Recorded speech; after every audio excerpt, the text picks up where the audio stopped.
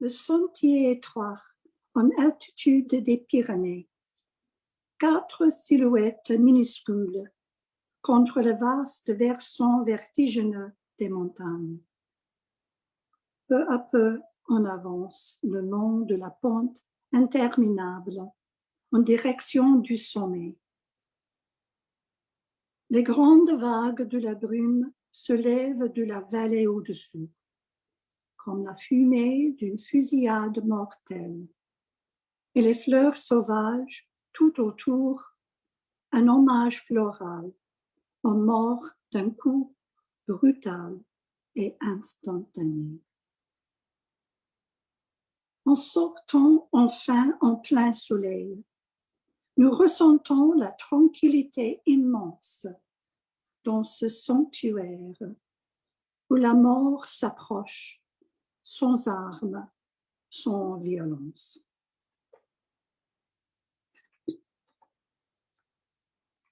Festival Occitan, Castelnau-Barberense, juin 2016. Il n'est pas là pour voir. Les violonistes accordent les violons, les viollistes tournent leur roue à droite, les boutiquières remplissent les outres d'air. Elle ne peut pas entendre. Les chanteurs s'éclaircissent la gorge, le chef de chœur fredonne la première note, le joueur de tambour soulève sa grosse caisse. Elle n'est pas présente pour voir. Les danseurs retrouvent leurs partenaires agiles, les jeunes filles défoicent le joli jupe, les enfants arrivent en sautillant, les foules se rassemblent, verre à la main. Elle n'est pas là pour voir, mais nous savons que malgré tout, elle danse éternellement avec nous.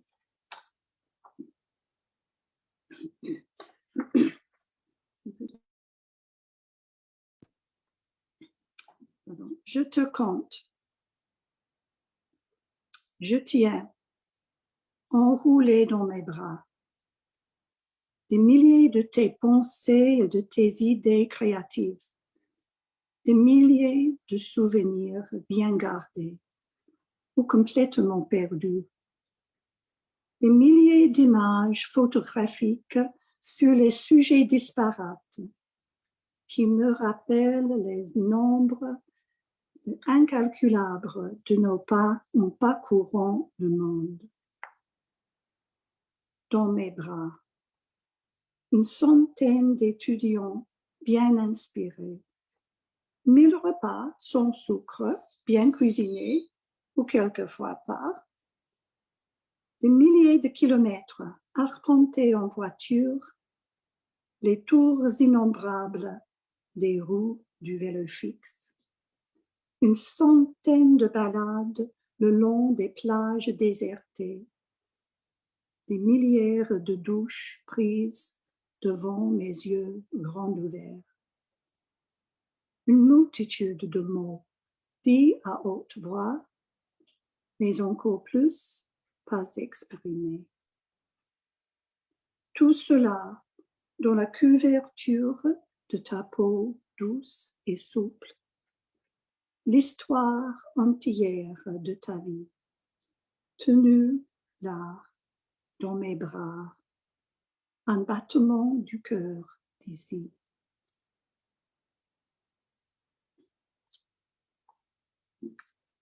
Un jardin à hier. Une terrasse panoramique donne sur une plaine étendue. Au lointain, le littoral méditerranéen et les vestiges d'un village de Grèce antique. Tout près, les hirondelles virevoltent, emportées là par les courants d'air autour de la grande tour des Templiers qui domine la vieille ville en bas. C'est là que l'écrivaine américaine, l'auteur d'œuvres poignantes, s'est installée et a créé son jardin remarquable. le long des allées sinueuses, à tout instant, une surprise. Un arbre en pleine floraison, chatoir au soleil. Une hache large encadre une scène vive et luxuriante. Une clairière ombragée, tranquille comme une nature morte. Et tout autour, planant dans l'air, un parfum doux évoque les journées estivales du temps passé. Aujourd'hui, il n'y a plus de traces de l'écrivain, ni ses œuvres si célèbres. Peu de gens savent qui elle était. Mais il reste toujours ce jardin étonnant, un vrai délice, un héritage vivant.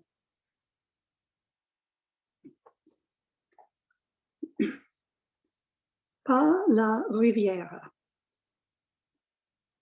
Une route sinueuse le long d'une côte qui donne sur une mer infinie.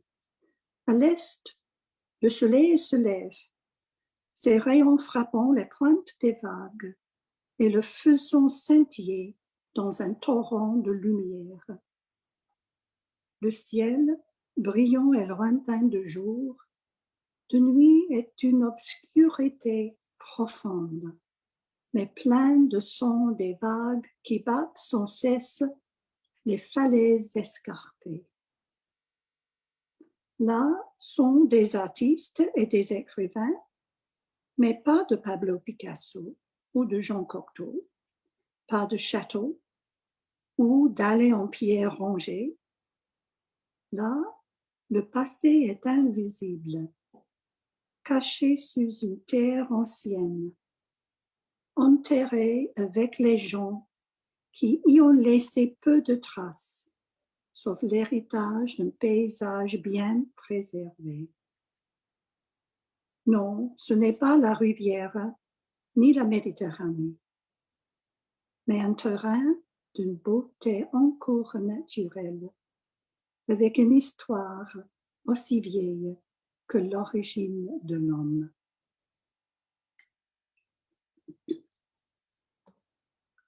La Loire, août 2019. On traverse à vélo le haut plateau de Chaumont à Chenonceau. À gauche, de vastes champs de sorgho s'entendent jusqu'à l'horizon. Chargés de grains, ces pointes aux rouilles se penchent sous leur fardeau et la sécheresse omniprésente. À droite, les plumes fines de maïs flottent au-dessus d'un feuillage sombre et impénétrable. Un grand silence se répand sous un ciel voilé. Le soleil commence à pénétrer la brume, pas encore trop chaud. Au loin, un coq chante dans l'obscurité. Pense-t-il que c'est le lever du soleil? On pédale lentement le long de ce chemin royal. À chaque tour de roue, mon passé disparaît. Depuis une terrasse médiévale d'un château ancien, on voit, plus en bas, la Loire. Il coule avec mollesse. Dans cette chaleur intense, pas de signe de vie, sauf un ragondin. Il parcourt à découvert les îles de sable qui devisent le courant dormant et les champs de fleurs des algues vert-bleu. Comme une bête préhistorique, le château surveille solennellement la dégradation progressive du paysage qui l'avait entouré depuis ces 500 dernières années.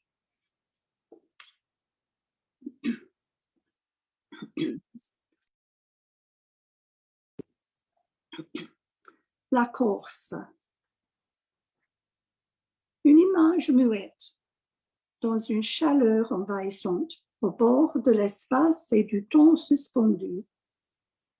Corsae, ancienne île de l'Antiquité, 42 degrés de latitude nord. Une femme debout, couronnée à contre-jour, sous le bleu d'un ciel méditerranéen. La tête haute, les yeux plissés, elle regarde l'horizon à creux. Une figure de proue d'un galien phénicien. Cheveux au vent, ses vêtements se déploient fièrement dans l'air embrumé. De nos jours, la figure et la créateur de l'image, comme les galions du temps jadis, sont partis à travers la grande bleue. Seulement l'image reste, figée en pixels, où la figure fouille toujours la ligne au loin de l'océan en attendant un avenir qui ne va jamais arriver. Un poème du Covid, bien sûr. Deux mondes. Je me suis allongée dans l'ombre verte. Des branches fines d'un bouleau encore feuillu pendent délicatement au-dessus de ma tête. Je regarde le livre sur mes genoux et réfléchis à cette histoire courte de la vie d'un poète et la mort de sa femme. C'est l'histoire la plus triste que j'ai jamais lue. De temps en temps, les vrilles flottantes tourbillonnent violemment, perturbées par une brise d'une source inconnue.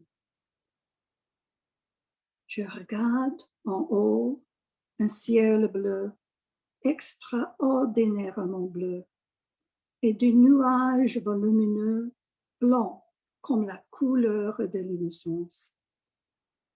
Je les observe et je suis stupéfiée par la possibilité, dans ce monde en crise, de l'existence, l'art, de l'air aussi pur, sain et rare.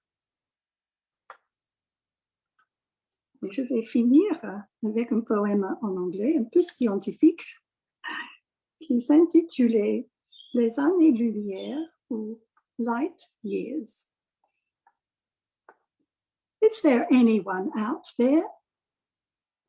I'm searching the universe for a sign, peering over the event horizons of black holes and wondering if a gravitational wave will wash up someone on my wavelength, enticed here by the time warp around the infinitely dense matter of my heart. It doesn't matter if you are a billion years old. I look for signs of you through my mega telescope, focused on the furthest corners of the cosmos, and wait patiently for you to shine. Merci à l'équipe de Recours au poème et pour mes poètes camarades incroyables. Merci.